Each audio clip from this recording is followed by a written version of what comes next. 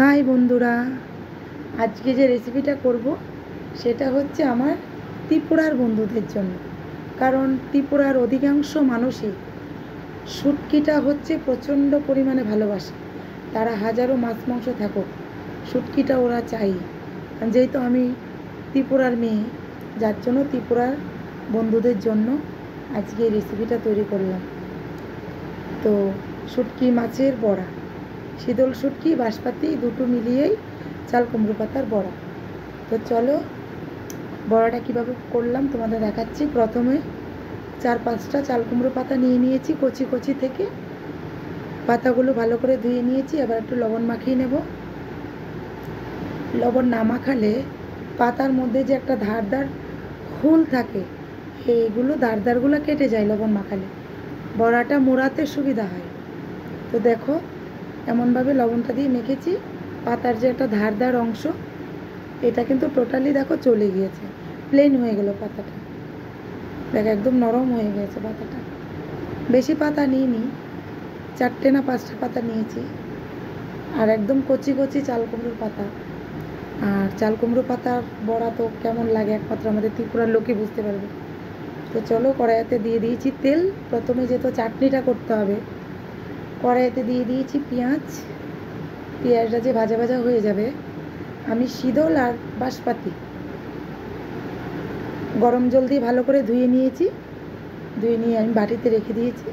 এই যে শীতল আর বাঁশপাতি বেশি নেই, যেহেতু আমি পশ্চিমবাংলায় থাকি, এখানে এই মাছটা অনেকেই পছন্দ করে না।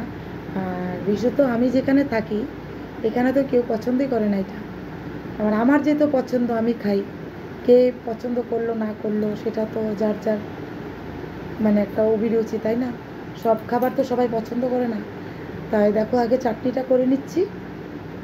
আমি এর মধ্যে দিয়ে দিয়েছি, শীতলটা তো ভাজা হয়ে গেল। তারপর পেঁয়াজ, রসুন আর কাঁচা লঙ্কা, শুকনো লঙ্কা বাটা ওর মধ্যে দিয়ে দিয়েছি। পেঁয়াজ, রসুন, কাঁচা লঙ্কা, শুকনো লঙ্কা বাটা ওর মধ্যে দিয়ে দিয়েছি। হালকা পরিমাণে একটু লবণ দিয়ে দিলাম। এবার চাটনিটা করে নিচ্ছি। চাটনিটা রান্না করছি, তাও একটু কেমন হচ্ছে, হয়তো গন্ধ বেরোবে, সেন্টটা ছড়িয়ে যাবে সারা পাড়ায়। অনেকে তো আলোচনা করে যে বিশালের মা কী রান্না করছে। তা দেখো তুলে নিয়েছি বাটিতে চাটনিটা। এবার একটু ঠান্ডা করে নিয়েছি। এবার পাতার মধ্যে চাটনিটা অল্প অল্প করে দিয়ে দেবো। দেখো পাতাগুলো আগে নিয়ে নেব, নিয়ে চাটনিটা অল্প অল্প করে দিয়ে মুড়িয়ে নেব। ত্রিপুরার মানুষ যেহেতু জানে চাটনি কী করে করে, তবু আমি আপনাদের জন্য তুলে ধরছি, কারণ আমি ওই জিনিসটা এখানে খাই।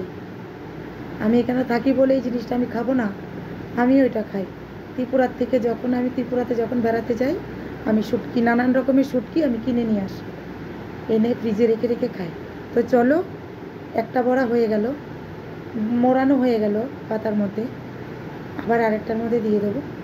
এরকম করে একে একে সবকটা বড়া আমি মুড়িয়ে নেব পাতার মধ্যে চাটনিগুলো দিয়ে। চাটনিগুলো একটু বেশি বেশি দিচ্ছি, যেহেতু একটু চাটনি বেশি করেছি, খাবো আমরা দুজন। ভালো করে মুড়িয়ে নেবো। পাতাটা দুটো করে দিলে ভালো হয়। আমার মা যখন চাটনি করে, বড়া করে, 2-3টে করে পাতা দেয়, খেতে আরও ভালো টেস্টি হয়। আমি একটা করেই দিয়েছি। তো 2টো বড়া হয়ে গেল। আবার আরেকটার মধ্যে দিয়ে দেবো আরেকটু চাটনি। একটু বেশি বেশি করে চাটনিগুলো দিয়ে দিচ্ছি। তো এটাও নিয়ে নেব। টোটালি 4টে বড়া হবে। যে পাতা নিয়েছি 4টে বড়াই হবে। 4টে বড়াই আমার শুটকি চাটনি হলে আমার আর কিছু লাগে না। শুটকি চাটনি বড়া, আবার এই চাটনিটা যদি আবার লোনা শুটকির বড়া হতো তাহলে আরও টেস্টি হতো। কারণ লোনা শুটকি তো আমার কাছে নেই, আমার কাছে শীতল আর বাঁশপাতি আছে। তার জন্য শীতল দিয়ে আর বাঁশপাতি দিয়ে চাটনিটা করছি, বড়াটা করছি। তো আমি দেখো কড়াইতে একটা তাওয়া বসিয়ে দিয়েছি, একটু তেল, বেশি পরিমাণে একটু তেল দিয়ে দিয়েছি। এর মধ্যে আমি বড়াগুলো ভেজে নেব। তেলটা প্রচণ্ড গরম হয়ে গিয়েছে, যার কারণে একটু ধোঁয়া হচ্ছে। বড়াগুলো একটু পোড়া পোড়া করে ভেজে নেব। এক বড়া দিয়ে আমি ভাত খেয়ে নেব। আমার হাজার কিছু রান্না করলেও আমার এই শুটকিটা হলে আমার আর কিছু লাগে না। মাংস, মাছ 4-5 রকমের সবজিও যদি রান্না করা হয়, শুটকি আমার কাছে আসলে আমার আর কিছুই লাগবে না। শুটকিটা এত পছন্দ করি আমি। তো অনেকেই গন্ধটা হয়তো, এর যে একটা গন্ধ, একটা সেন্ট, এটা হয়তো অনেকের পছন্দ হয় না, কিন্তু যারা খেয়েছে তারা জানে একমাত্র এর গুণ কতটা, এর কতটা টেস্ট। যখন রান্না, এটার এমন একটা গুণ, যখন রান্না করবো তখন একটু গন্ধ বেরোবে, কিন্তু রান্না খাওয়ার সময় গন্ধটা লাগে না। তো বন্ধুরা, কথার ফাঁকে মাঝে আমার চাটনিটা হয়েও গেলো, বড়াটা। তো দেখো, আমি একদম ডুবো তেলের থেকে বড়াটা তুলে নিলাম। দেখো একদম পোড়া পোড়া করে ভেজেছি। পাতাগুলো কিন্তু একটাও, যেভাবে মুড়িয়েছি, একটাও দেখো খুলেনি। এর মধ্যে একটু গরম তেল দিয়ে দেবো, তাহলে আরও ভালো লাগবে খেতে। তা কেমন লাগলো বন্ধুরা আমার শীতলের বড়া, আপনারা অবশ্যই আমাকে কমেন্টে জানাবেন।